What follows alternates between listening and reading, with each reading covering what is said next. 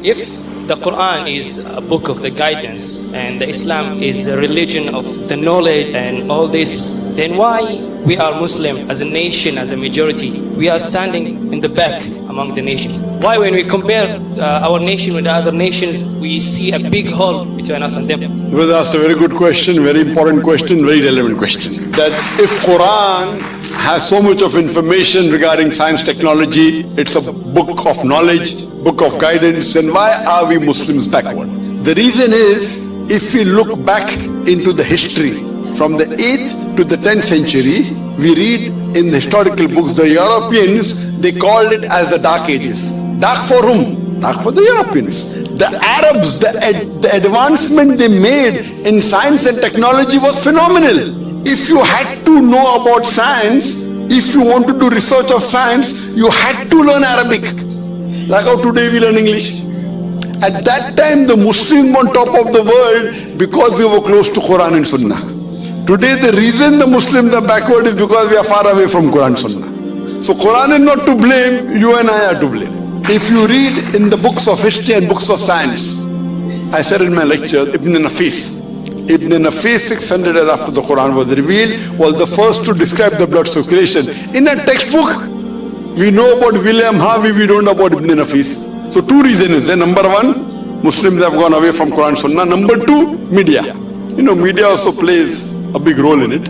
In our textbook, in my school, I never heard about Ibn Nafis. After when I did research, I came to know. In my textbook was mentioned William Harvey. The first person to do the world map of the world was Al-Idrusi. In 1154, he was a Muslim. Do you know the numbers that we have? 1, 2, 3, 4. What's it called? What's it called? 1, 2, 3, 4. What is it called?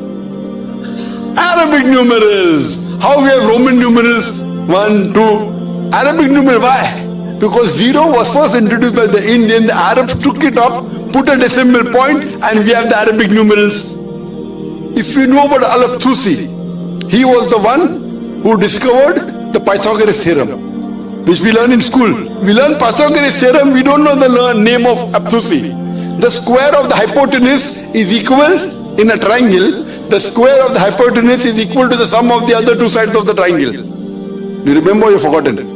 Who was the person who discovered it? Now you came to know, correct? Better late than never. Al-Abtusi, Muslim. Trigonometry, we learn trigonometry.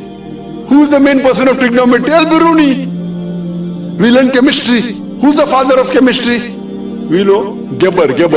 It's not Geber, it is Jabir ibn Hayyan. They want to, change the name, westernize it, Geber. So Geber looks like a westerner, sounds like a westerner, correct? It is Jabir ibn Hayyan. He is the father of chemistry, wrote more than 200 pages, 2000 pages. He was the first to distill alcohol. Alcohol comes from the Arabic word al-gul. Alcohol is Arabic, al-gul meaning evil spirit. He distilled it. How many people know about Al-Kindi? At the time when Newton, who's the biggest scientist in the world history, Newton said all laws are absolute.